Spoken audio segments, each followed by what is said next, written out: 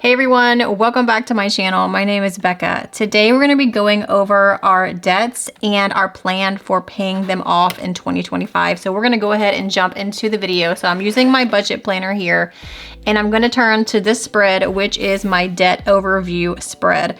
So I already have two things written up here. We're also going to be working on this page, but let's fold over and let's go ahead and zoom you guys in so you have a better view. I'm going to take this off.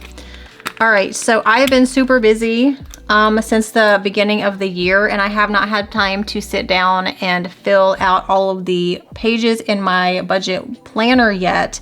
So I'm gonna sit down with you guys and we're gonna fill out this page together today. So the first debt we have here is our HELOC. Our minimum payment is $310. So the total balance for this HELOC is a big one. It is $32,819 right now, currently at the beginning of 2025. And let's go to our mortgage over here. So the minimum payment on our mortgage is $1,627. This might change. Usually things change at the beginning of the year. So I'm waiting to see if this minimum payment is going to change, if things go up or down. We should be getting letters from our mortgage company soon.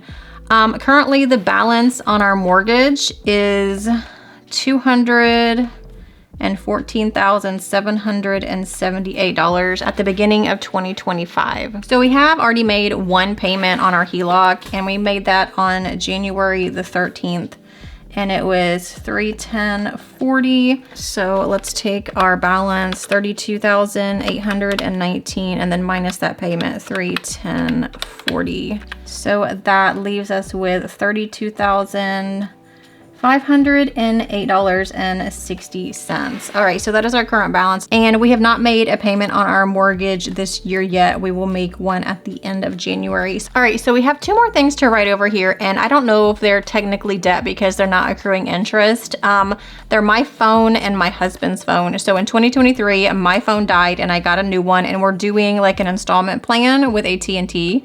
And then last year in 2024, towards the beginning, my husband's phone died. And so we're also doing an installment plan with his phone. So I'm going to go ahead and count them as debt, even though they're not accruing interest or anything. But my plan for this year is to have those phones paid off before the end of the year. I should be able to pay mine off pretty soon. I'm going to use some money from one of my savings challenges to put towards paying off my phone in just a few months. So for the debt, I'm going to write my phone and then DH's phone. And the balance on mine is $453.86.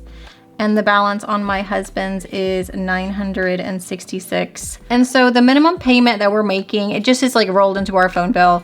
The minimum payment on my phone is $23 a month. And then the minimum payment on my husband's is $33 a month. Now, as far as the payment, we have made one payment on each because we paid our cell phone bill for January already, and those totals are rolled into the phone bill. So I think we paid that on the 13th. I'm just gonna write that.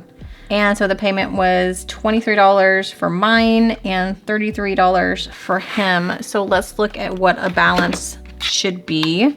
So $453.86 minus 23, that one's mine. So the balance is $430.86. $430.86. And let's look at the balance for his. So $966 minus the $33 payment, and that is $933 balance for his.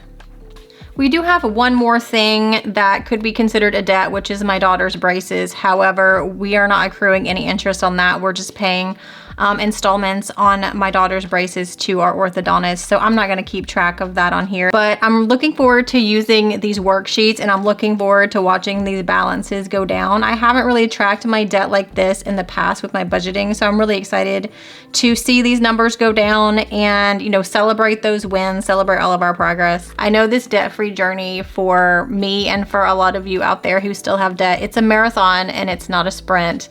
and we have to reward ourselves along the way. Otherwise, we lose motivation and all of that to keep going. So I want to celebrate little wins like this. And like I said, seeing that balance go down is motivating for me to keep going. If you guys have some major goals in 2025 when it comes to paying off debt, please let me know down in the comments, because I love reading your stories and I love motivating you because you also motivate me. Thank you for spending your time with me today. I'll see you in my next video. Bye guys.